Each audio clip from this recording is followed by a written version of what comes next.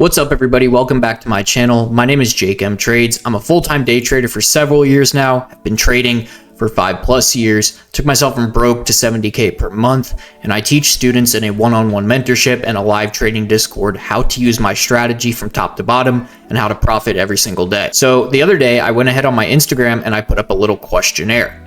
I put up any questions that you want to ask, please ask them right here. Trading related only. They're going to be for a YouTube video. I'm going to select the best 5 questions that are my favorite that I feel like I can help the audience with. Maybe they're struggling, inconsistent, beginner, experienced traders that need the help, whatever they are, by answering these 5 questions. Okay, so I'm going to go ahead and start right away with the first question. And the first question is, what is your number 1 psychology rule? And my number 1 psychology rule is actually a saying that I came up with myself. I don't know, years ago I was trading and I was just laying in bed, failing trading, and I blew my account one day when there was no need to blow my account. And I decided to come up with a saying. I don't know if I heard somebody say it or whatnot, but regardless, I stitched this all together when I was laying in bed one night. And the saying is, the market will always be there tomorrow with new opportunities. Your trading account may not be.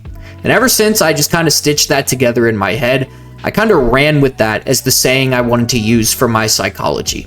I kind of ran with saying, hey, look, the market is always going to have opportunities for me. There's always going to be an opportunity for me to get in the market. The market trades every single day with the exception of, holidays and that weekend crap.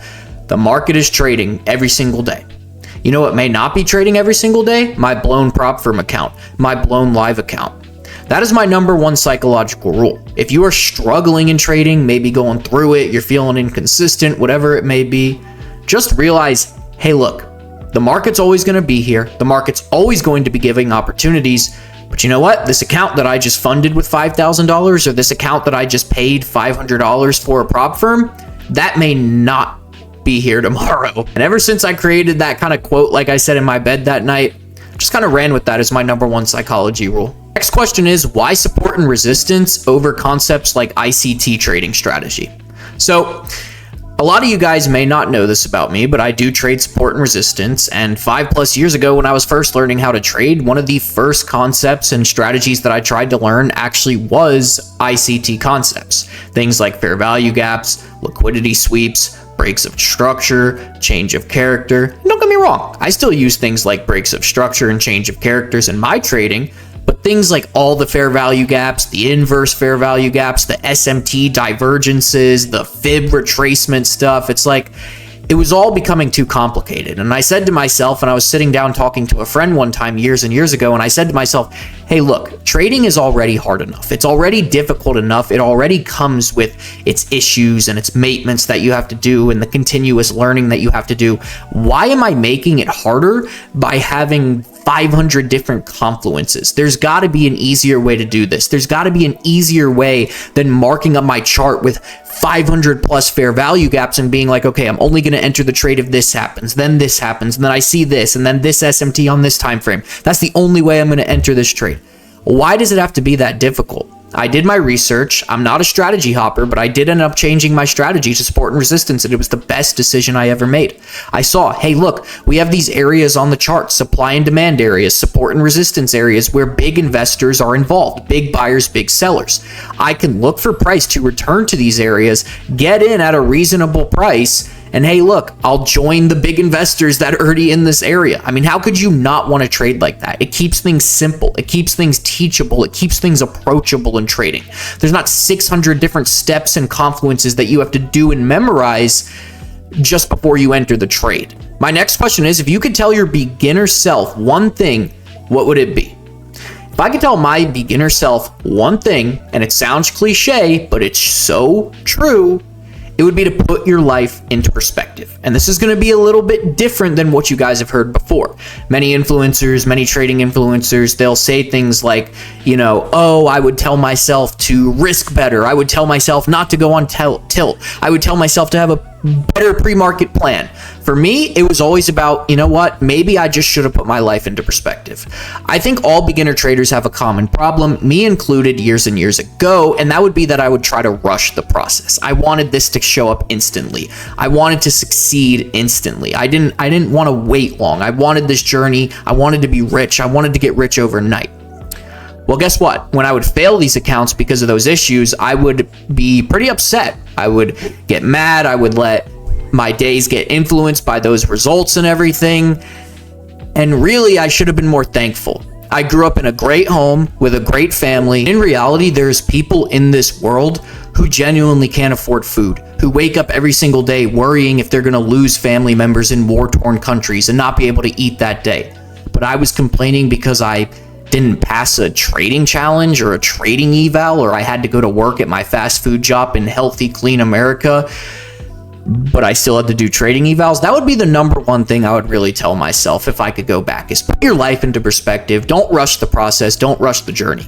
There's genuinely people all over this world who can't afford bread, who are living in poverty, who can't afford water.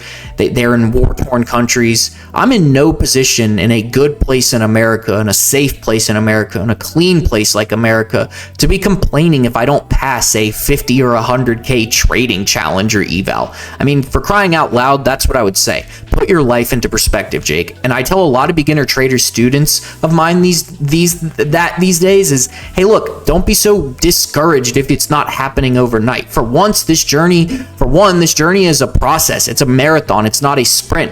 But another thing is, there's people all in this world who genuinely would give an arm and a leg to be in your situation. And just realize that as you go through the process. Be thankful, be grateful, and put your life into perspective as you're going through this process. Okay, so the next question is actually CFD or futures.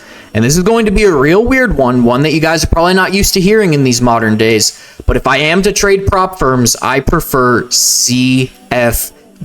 Yes, you heard it. If I am to trade prop firms, I do prefer CFD trading. Okay, let me explain why. If we look at the rules that CFD prop firms come with, they come with way more lenient rules. Yes, they cost more money, so it's a little harder for beginner traders to buy the challenge accounts. But I actually think a lot of beginner traders would benefit from trading CFD accounts if they actually just spent a little extra money on them. Most CFD accounts are going to come with 6% daily drawdown and 8 to 10% overall drawdown. Imagine if you had that much drawdown to work with. And that is actually how I started stacking up my first payouts, was with a CFD prop firm, because I had 6% daily drawdown and 10% overall drawdown. I didn't have to worry that if I missed out on 2 trades or I went on a little losing streak, that the account was going to be blown. Now, yes, like I said, they cost more money, the profit targets are higher, but at the same time, I feel like the trade-off is there, because this game is about longevity. It's not about getting these huge payouts and then all of a sudden you're done and you quit and, you just blow all those, accounts that you have and all. No, it's about longevity. It's about lasting. It's about how long can you be in this industry till you become full-time and then can pay your bills with this industry. And I think the big drawdown that CFD gives you, it gives you room to work.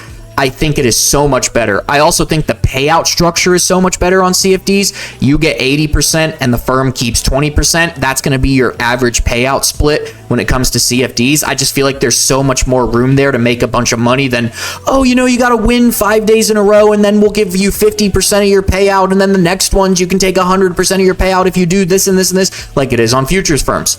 I feel like it is way, way easier just to request your payout, take your 80%, give them the 20%, and have so much better drawdown rules to work with in case you go on a little losing skid or something like that. You actually have, a cushion. My final question is going to have to do with my mentorship, and I guess it's somebody who's been following me for a bit now. They said, why do you only advertise that you are only taking 5 students at a time on your one-on-one mentorship?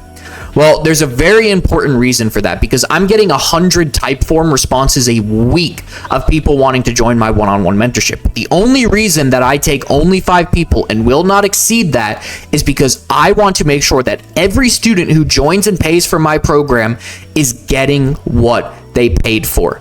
If I house 10, 15, 20 people in there, how am I supposed to keep up with all those people? They are paying for coaching, they are paying to learn the strategy, and they are paying premier pricing to learn from a premier coach. So if I start housing 15 to 20 people in there, I'm going to lose track of people. I'm going to run out of time to talk to everybody. So I want to make sure that every person in there has access to the coaching calls, has access to my personal phone number and can text me whenever they want, has access to the live trading sessions and the trade recaps and the market prep and all that stuff and the giveaways of funded accounts and stuff like that. I want to make sure that they have access to that to the best of my ability, to where they can learn at their best potential. If I start housing all these people in there, like I said, everybody, is fair game at that point. I'm going to start losing track of who's there, who do I got to call today, who does it got to call me today. I want people to get what they pay for, and that is why I will only house a certain amount of students. And then as students start to get better, like for example, I have one that just started with me 3 months ago. They already made $7,000 in a month and passed their first eval. I will probably graduate that student soon and then open up one more seat. So if you are interested in that and maybe paying for that and being put on a wait list, you gotta use the link down in the description and you've got to apply quickly. But nevertheless, guys, I appreciate you all being here. That is 5 questions that I thought were extremely valuable in what you guys can learn about me, trading, the coaching I offer, how I can help you become profitable and stuff like that. Your journeys mean a lot to me, so always feel free to comment down below if you need anything, if you need any help or anything like that. But for now, this is going to be it, guys. I will catch you all in the next one.